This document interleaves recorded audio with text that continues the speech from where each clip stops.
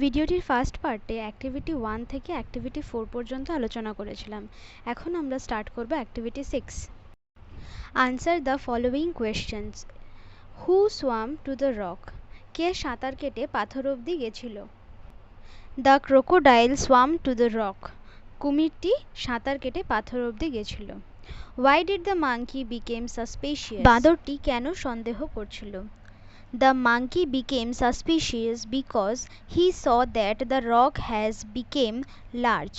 It was not so big when he came there. মানে বাঁদরটি সন্দেহ করছিল কারণ পাথরটি আগের তুলনায় বড় হয়ে গেছে। সে যখন আইল্যান্ডটিতে এসেছিল তার তুলনায় পাথরটি বড় হয়ে গেছে। Next question. What was the monkey suggestion to the crocodile? মাঙ্কিটি ক্রোকোডাইলকে কি সাজেশন দিয়েছিল বা কি উপদেশ দিয়েছিল? The monkey suggested the crocodile to open his mouth wide and then he would jump straight into his mouth. অর্থাৎ বাঁদরটি কুমিরটিকে বলেছিল তার মুখটা বড় করে খুলতে, আর সে সোজা এসে তার মুখে লাফ দেবে, লাফিয়ে এসে তার মুখের মধ্যে পড়বে।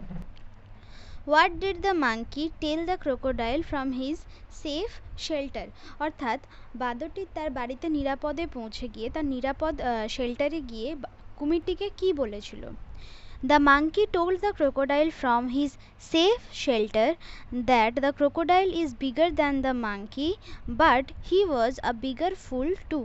অর্থাৎ সে কুমিরটিকে বলেছিল যে কুমিরটি অবশ্যই তার থেকে আকারে বড়, কিন্তু সে হচ্ছে একটা মস্ত বোকা। তারপর অ্যাক্টিভিটি 7-এ বলছে fill in the blanks with the words from the story.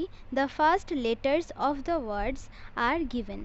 এখানে কিছু ফিল ইন দ্য গ্যাপস করতে হবে, শূন্যস্থান পূরণ করতে হবে, এবং শূন্যস্থানে এই যে প্রথম লেটারের প্রথম ওয়ার্ডের প্রথম লেটারটা তোমাদেরকে এখানে দেওয়া রয়েছে এবং স্টোরি থেকে ওয়ার্ডটাকে বুঝে এখানে বসাতে হবে। ফার্স্টে হবে the crocodile noticed the monkey crossing the river. Second, the monkey always escape from the crocodile's clutches. The monkey thought that the crocodile was playing trick once more. The crocodile could not realize the clever monkey's plan. From his safe home, the monkey called the crocodile a fool. Replace the underlined words with their opposite from the box. নিচের প্রত্যেকটা সেন্টেন্সের একটা একটা ওয়ার্ডের তলায় দাগ দেওয়া রয়েছে। এই আন্ডারলাইন্ড ওয়ার্ডগুলোরই অপোজিট নিচের বক্সটা থেকে বেছে নিয়ে সেন্টেন্সটাকে রিরাইট করতে হবে বা ওই ওয়ার্ডটার জায়গাতে অপোজিট ওয়ার্ডটাকে বসাতে হবে। Can you see the small tree? এখানে হবে huge. Can you see the huge tree? The medicine tastes bitter. বিটারের opposite sweet. Last year the English question paper was easy. ইজির opposite difficult. Sunita never feels nervous before an examination. Never এর opposite হচ্ছে always. I am carrying a light load. Light এর opposite, light মানে হালকা, আর light এর opposite হচ্ছে heavy, heavy মানে ভারী। The boy has curly hair.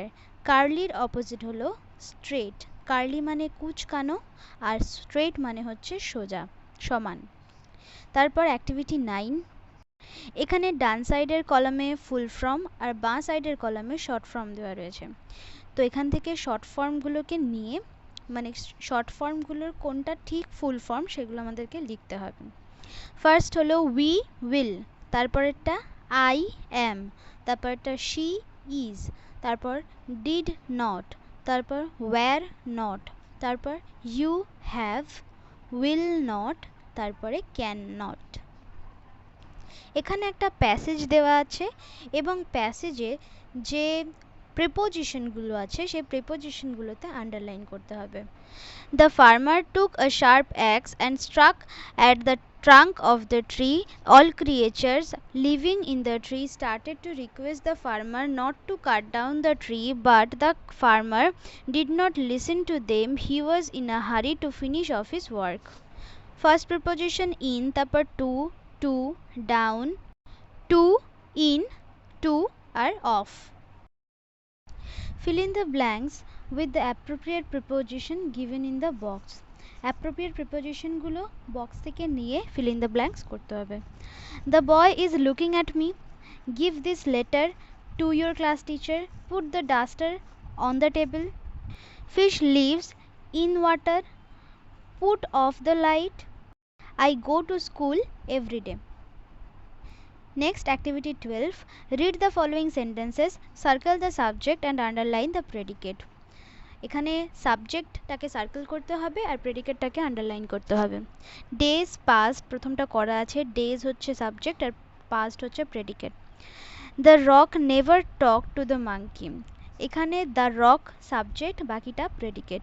Here comes the goalkeeper, the goalkeeper হলো সাবজেক্ট আর হিয়ার কামস এটা হবে প্রেডিকেট।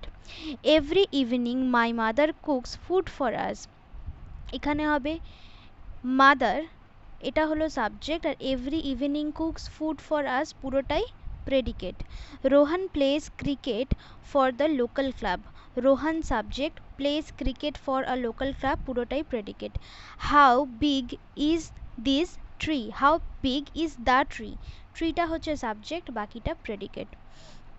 দ্য ট্রিটা হলো সাবজেক্ট আর বাকিটা predicate. I don't know his full name, এখানে আই হলো subject, don't know his full name এই পুরোটাই প্রেডিকেট। তারপর অ্যাক্টিভিটি 13 রয়েছে grammar writing. Let's write a short story in 8 sentences with the following hints, give it a title, মানে একটা story লিখতে হবে, এখানে কিছু পয়েন্টস দেওয়া রয়েছে, সেই পয়েন্টসের উপরে বেস করে আর তার একটা টাইটেলও দিতে হবে। গল্পের যে হিন্টসগুলো আছে আর গল্পটা শুরুর দিকে দুটো লাইন বইতে লেখা আছে, আমি সেটা রিড করলাম না, একেবারে গল্পটাতে চলে আসি। তো গল্পটার টাইটেল হচ্ছে the Fox and the goat. Once a fox moving around a village. He was not careful. Suddenly he fell into a well. In the meantime a goat came. Then the cunning fox asked the goat to drink water from the well. Hearing this, the goat jumped into the well. Then the sly fox quickly climbed upon the goat's back and came out of the well. The foolish goat remained inside the well.